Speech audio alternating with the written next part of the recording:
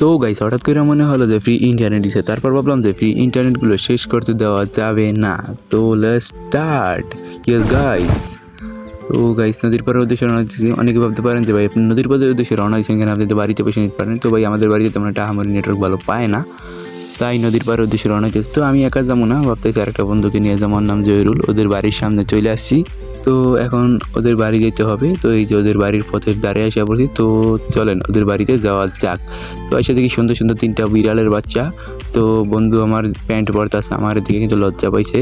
তো তারপর নিয়ে বাড়ি থেকে বের হয়ে গেলাম, কিন্তু ওর বাবার একটা কাজ ছিল, তাই আমরা দুইজনেই গেলাম, ওদের বাবার যাতে সহজ হয়।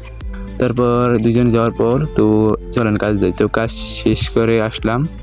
তো কাজ শেষ করে এসে চলে নদীর পাড় যাওয়া যাক। তো গাইস নদীর পাড়ের কাছাকাছি চলে আসছি। তো দেখেন নদীর পাড়টা কত সুন্দর। তো নদীর পাড়ের কাছাকাছি চলে আসছি, দেখেন নদীর পাড় কত সুন্দর। তো গাইস নদীর পাড়টা আসলে সুন্দর। তো আমি